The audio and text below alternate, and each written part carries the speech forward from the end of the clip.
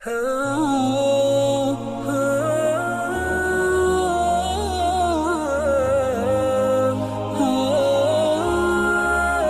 اللہ الرحمن الرحیم۔ السلام علیکم ورحمۃ اللہ وبرکاتہ۔ امید ہے آپ سب خیریت سے ہوں گے۔ اچھا جی، جو ہم نے لاسٹ ٹائم 35 پیج نمبر کی یہ والی حدیث تک پڑھ لیا تھا، اب اسے آگے سے ہم کنٹینیو کریں گے۔ عبداللہ بن مبارک نے کہا، میں شعبہ کے پاس گیا۔ اچھا ایک منٹ پہلے، ہو سکتا ہے اس پہ کچھ نئے لوگ ویڈیو دیکھیں تو ان کو پتہ ہی نہیں ہوگا کہ کس متعلق یہاں پہ حدیث چل رہی ہے۔ تو یہ جو باب ہے نا، یہ حدیث کے راویوں اور خبروں کی نقل کرنے والوں کے عیبوں کو ظاہر کرنا اور اس کے متعلق اماموں کے اقوال جیسے گواہوں کا حال بیان کرنا درست ہے، اور حدیث کے اماموں نے ایسا کہا ہے۔ سمجھ گئے ہوں گے اب یہاں پر کس متعلق حدیث ساری اکٹھی کی ہیں امام مسلم نے۔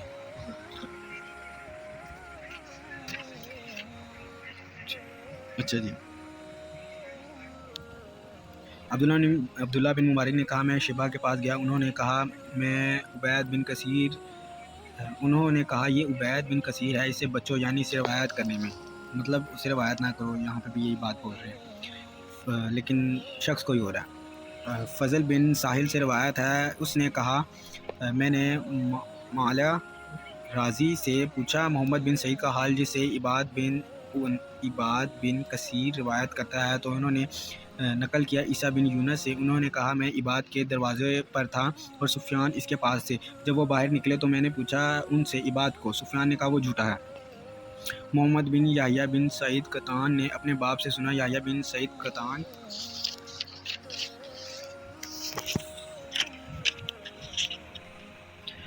قطان سے جو حدیثوں کے بڑے امام تھے، وہ کہتے تھے، ہم نے نیک آدمیوں کو یعنی درویشوں کو اور صوفیوں کو اتنا جھوٹا کسی چیز میں نہ دیکھا جتنا جھوٹا حدیث کی روایت کرنے میں دیکھا۔ ابن ابی عتاب نے کہا، میں محمد بن یحییٰ سے ملا اور ان سے یہ بات پوچھی۔ انہوں نے اپنے باپ سے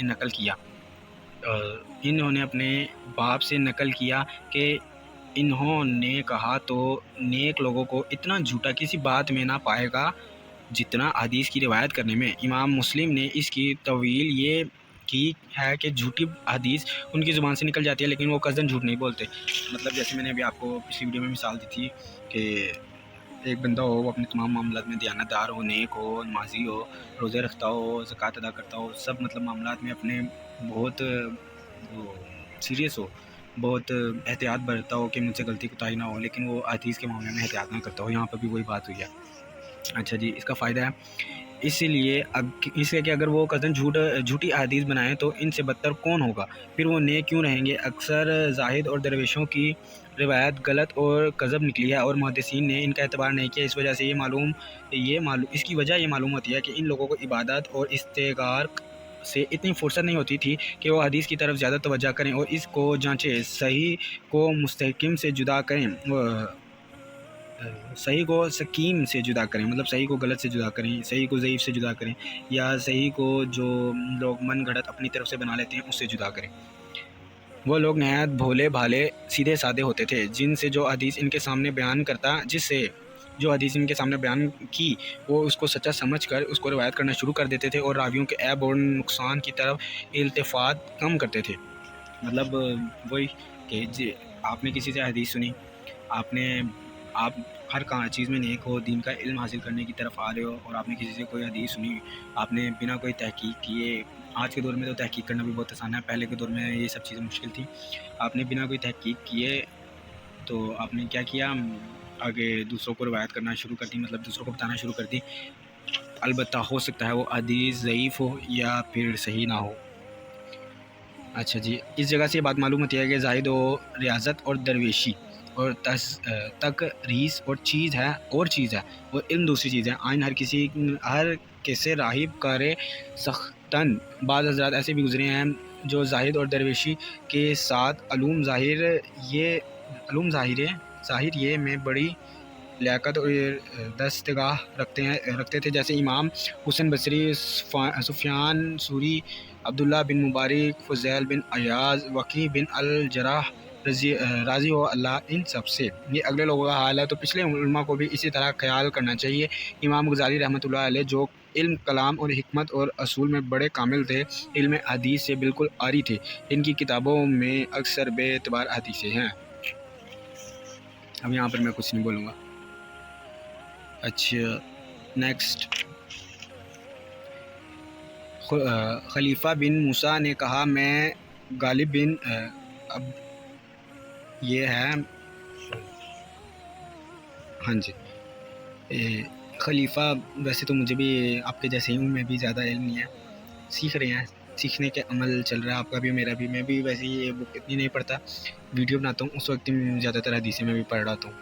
خلیفہ بن موسیٰ نے کہا میں غالب بن عبید اللہ کے پاس گیا، وہ مجھ کو لکھوانے لگا، حدیث بیان کی مجھ سے مکحول نے، اتنے میں اس کو پیشاب لگا، وہ پیشاب کرنے گیا، میں نے اس کی کتاب کو دیکھا تو اس میں یوں لکھا تھا حدیث بیان کی مجھ سے ابان نے انس سے اور ابان نے فلاں سے، یہ دیکھ کر میں نے اسے روایت کرنا چھوڑ دیا، اٹھ کر چلا گیا۔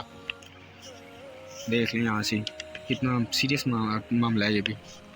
امام مسلم رحمۃ اللہ علیہ نے کہا اور سنا میں نے حسن بن علی حلوانی سے، وہ کہتے تھے میں نے عفان کی کتاب میں حشام ابو المقدام کی حدیث دیکھی جو عمر بن عبدالعزیز سے مروی ہے۔ حشام نے کہا مجھ سے ایک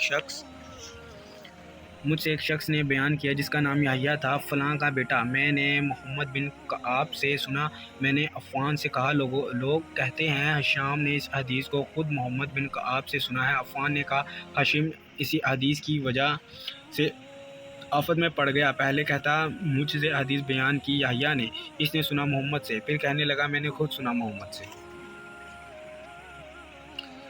فائدہ، ہاشم یہ بیٹا ہے زاہد اموی کا، اس کو ضعیف کہا ہے محدثین نے، اس وجہ سے جو بیان ہوئی مگر اس قدر وجہ اس کے ضعیف کے لیے کافی نہیں ہو سکتی، کیونکہ احتمال ہے اس نے سنا ہو محمد سے، پھر بھول گیا اور یحییٰ کے واسطے سے سنا، پھر اس کو یاد آ گیا کہ میں نے محمد سے خود سنا ہے، پر یہ احتمال ہے، اور ائمہ حدیث کو معلوم ہو گیا کہ ہشام نے محمد سے نہیں سنا، اس لیے اس کا جھوٹ کھل گیا۔ اچھا جی، یہ ویڈیو اب کافی لمبی ہو جائے گی، آگے جو نیکسٹ ہے نا، ہم نے ایک ہی حدیث پڑھی ہے 37 پیج کی، یہ آگے انشاءاللہ ہم نیکسٹ ویڈیو میں کنٹینیو کریں گے انشاءاللہ۔ اپنی دعاؤں میں یاد رکھیں، اپنا خیال رکھیں، اللہ حافظ۔